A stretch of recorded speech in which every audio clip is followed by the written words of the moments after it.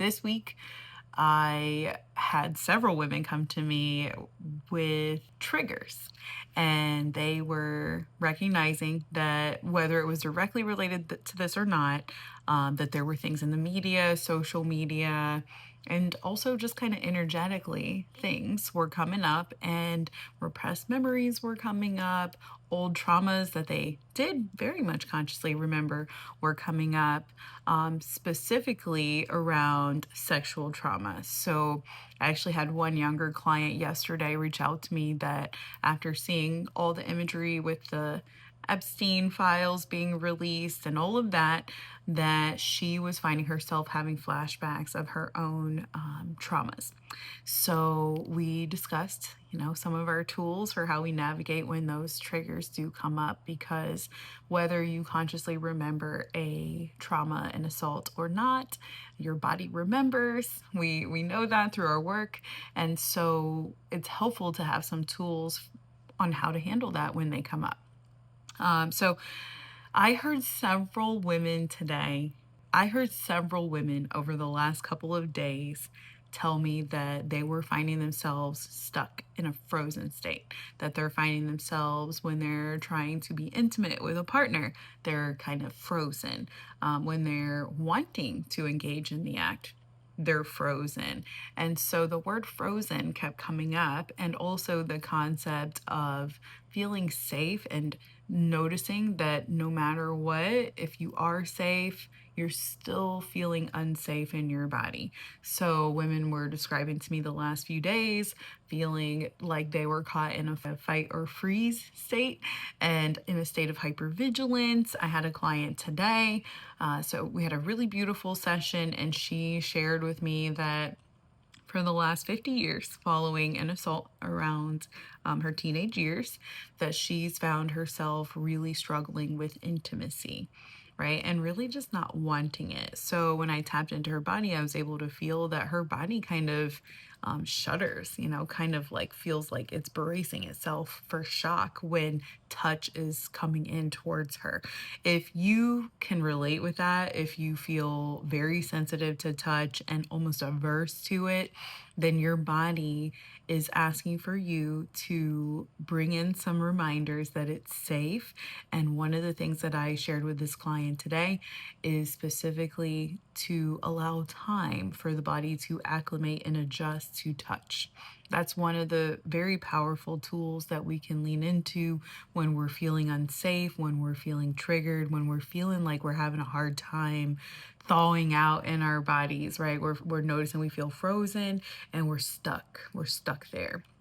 So some of the tools that we use in shamanic sessions for helping to heal some of that are we actually go back in time through shamanic journey, and we interact with former parts of ourselves, specifically the parts that were involved in the assault or the abuse, and we do it in a really, really gentle way. Sometimes we reclaim her, we bring her back into the present. Sometimes we leave a gift with her, or sometimes we rewrite the experience. So there's a lot of different ways that we tackle it, but for you who's watching this right now, if you're noticing yourself feeling tense, tight in the body, feeling like you're kind of stuck or frozen or locked up in your body when it comes to intimacy and touch, I'm first going to encourage you to allow yourself time to acclimate. Time could be seconds, time could be a minute, couple of minutes, it could be a moment. Time can be measured in a lot of ways. Time can be measured in breath. So you can allow yourself a few breaths. Your breath is going to help you to get really grounded back in your body when you notice the tense, okay?